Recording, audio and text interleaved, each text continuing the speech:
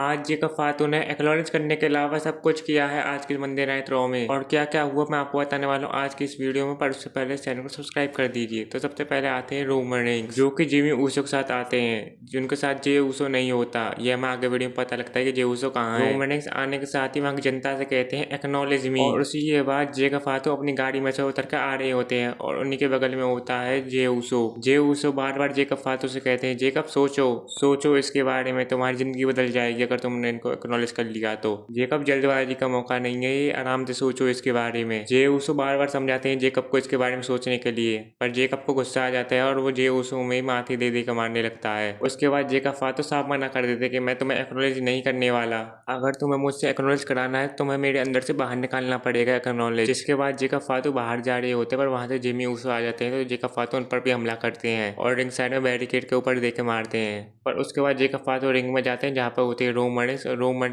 दो चार घूंसे तो मारते हैं, पर जेकब फातू फिर में भारी पड़ने लगते हैं। जिसके बाद जेकब फातू बाहर डाइव मारने जा रहे होते हैं, पर रोमन उसी पल का फायदा उठाकर वहाँ एक सुपरमैन पंच दे के मारते हैं। सुपरमैन पंच मारने के बाद एक स्टील चेयर ले आते हैं, उसमें कम से कम 10 बार स्टील चेयर मारते हैं। पहले खड़े खड़े मारते हैं, उसके बाद जब जेकब फातू वहाँ ले जाते हैं उसके बाद मारने लगते हैं, और मारते मारते कहने लगते हैं एक्नॉलेज कर जेकब, मुझे एक्नॉलेज कर। और स्टील चेयर मारने के बाद जब रोमन स्पेड मारने के लिए जा रहे होते हैं, उसी पंख का फायदा उठाकर जेकब फातू एक सुपर किक देख मारते हैं। सुपर किक के बाद टोंगन डेथ ग्रिप उसको मारते हैं और रोमन को बाहर फेंक देते हैं। जिसके बाद रोमन और जेकब फातू में थोड़ी देर बाहर लड़ाई होती है। जिसके बाद जेकब फातू बाहर टेबल को साफ करते हैं जिससे कि वो रोमन से पटक सके, पर रोमन उसी पल का फायदा उठाकर सुपरमैन पंच दे के मारते हैं। इसके बाद एक और सुपरमैन पंच मारने आ रही होती है, पर जेकब फातू अपने टोंगन डेथ ग्रिप में फंसा देते हैं। उसमें फंसाने के बाद रोमन को उठा के पावर बॉम्ब दे के मारते हैं। जिसके बाद सिक्योरिटी भी आ जाती है, पर जेकब फातू मानते नहीं और रोमन से टोंगन डेथ ग्रिप में फंसा लेते हैं दोबारा। फिर वो रिंग में जाते हैं और चैंबर को उठाकर देखते हैं और उसे उठाकर बाहर जाने लगते हैं। पर रोमन के बाद दोबारा जे ऊसो और जिमी ऊसो आ गए थे उनके साथ, तो जेकब फातू बाहर से दोबारा आ जाते हैं और उनके ऊपर कूद जाते हैं। मुझे ये सेगमेंट बहुत ज्यादा अच्छा लगा और ऐसा ही करना चाहिए WWE वाले को हर हफ्ते मंडे नाइट रॉ में, और मैं इस सेगमेंट को देना चाहूंगा 5 में से 4.25 स्टार। बाकी मिलते हैं अगली वीडियो में, जब तक के लिए गुड बाय।